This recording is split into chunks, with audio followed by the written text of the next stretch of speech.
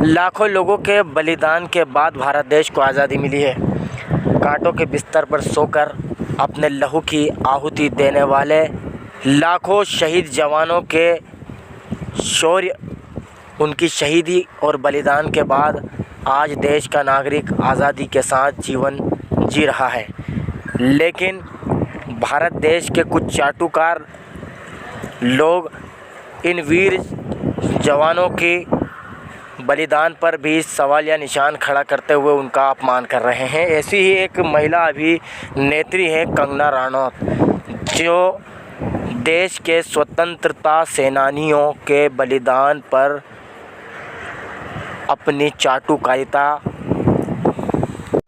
का परिचय देते हुए अपमान कर रही है।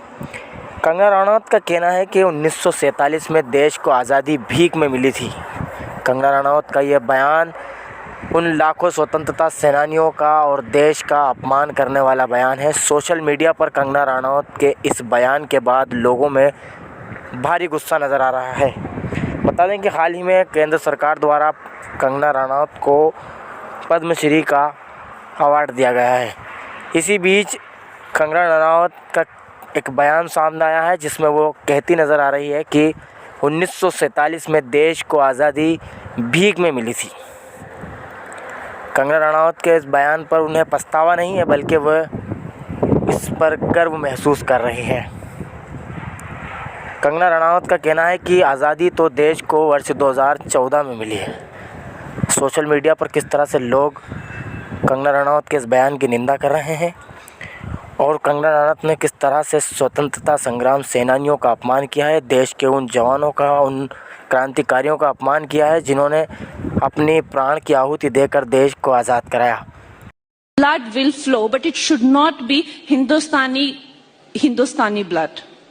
They knew it, and they paid a price. Of course, वो आज़ादी नहीं थी, वो भीख थी, और जो आज़ादी मिली है वो 2014 में मिली है। खोपड़ी तोड़ साले का। कौन है ये लोग?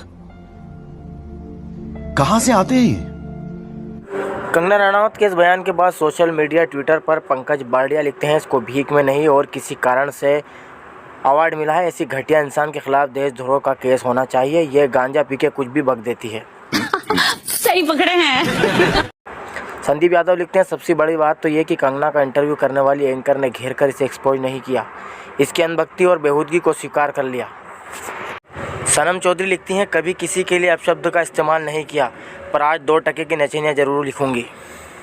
अभिनव पांडे लिखते हैं, लाठियों की चटक ने चमड़ियों को छीला था, हंसते हुए फंदे को झूला था, घोड़ों की नाल को जलिया वाला में गोलियों के काल को झेला था, एक बूढ़ा जो अन्य त्याग देता था, कई सिरफिरे जो जेलों में आज़ादी को आग देते थे। कंगना, भीख में तुम्हें पद्मश्री मिला होगा, आज़ादी तो लहू की फुहारों से मिली है।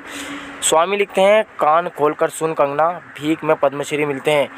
मुझे तन चाहिए ना धन चाहिए, बस अमन से भरा ये वतन चाहिए। जब तक जिंदा रहूं इस मातृभूमि के लिए, जब मरूं तो तिरंगा ही कफन चाहिए।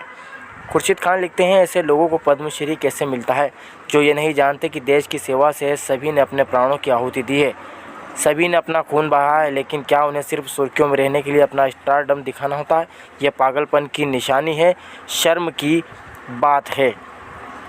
इरशाद खान लिखते हैं, भीख में पद्मश्री लेने वाले लाखों कुर्बानियाँ देकर आज़ादी दिलाने वालों के बलिदान को भीख में दी गई आज़ादी बता रहे हैं।